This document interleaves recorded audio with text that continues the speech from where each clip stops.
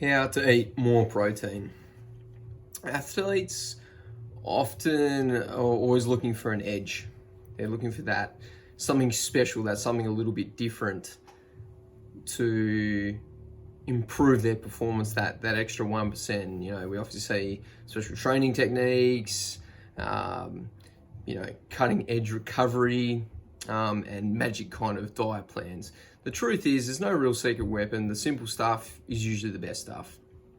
So one simple thing that I think helps many athletes is eating more protein. Most of the athletes that we've worked with here seem to do the physical things really well, but it's those little extra little bits. And from a nutritional point, I often see protein being one of those things that's really underdone. Okay, so why do we even need protein? What's the benefits of having more protein? Well, one, appetite control.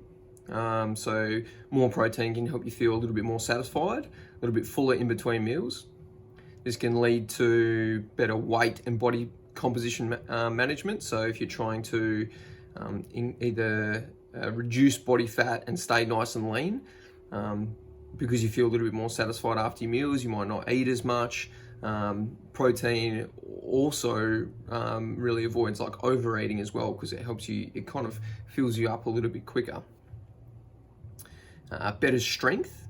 Protein obviously helps with muscle repair, but it also helps a lot of neurological functions, which is heavily derived from strength. Strength is more from the neural system than it is just from the muscle system.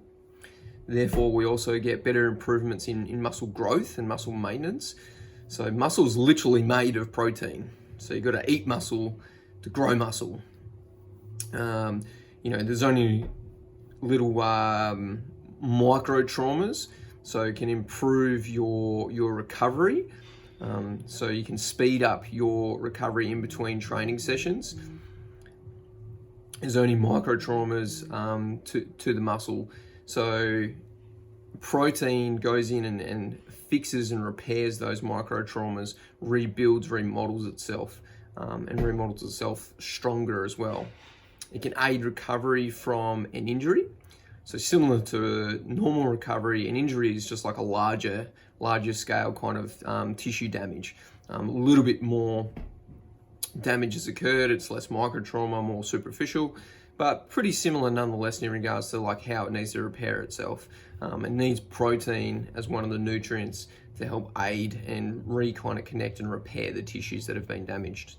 It can help improve health. It's been shown that high protein diets help lower blood pressure, improve glucose regulation, and improve blood cholesterol. Also helps improve immune function. Now, athletes work really hard, and training really hard can suppress your immune system sometimes. And having enough protein in your diet, protein is the literal like building blocks of antibodies, so things that kind of fight against bacteria and viruses, and also helps with several other kind of immune functions within your immune system.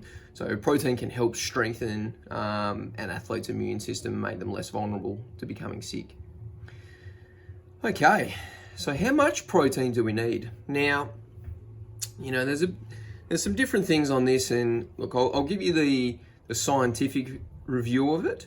You do need to know that an athlete, because you are training harder, your protein requirements are going to be higher than someone who is sedentary or just a general gym goer.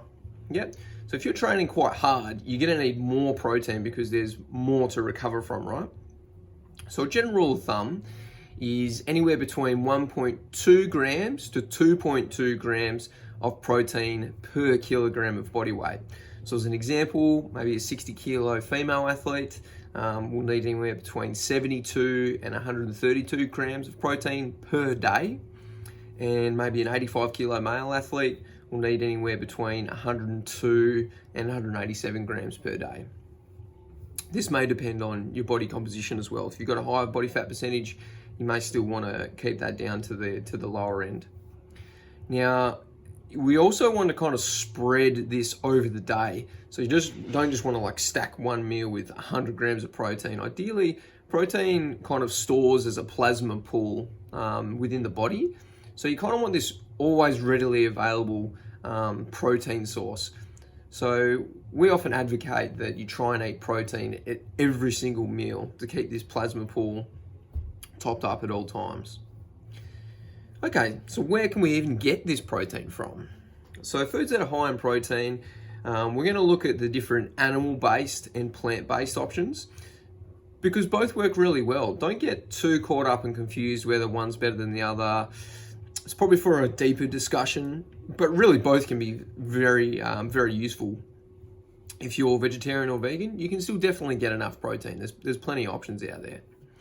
So in regards to your animal-based proteins, we're looking at, lean beef, chicken, turkey, seafood, which might include, fish, tuna, salmon, even shellfish, pork, lamb, kangaroo, eggs, Greek yogurt, cottage cheese, and then you've got like your whey protein powder and even your beef protein powders.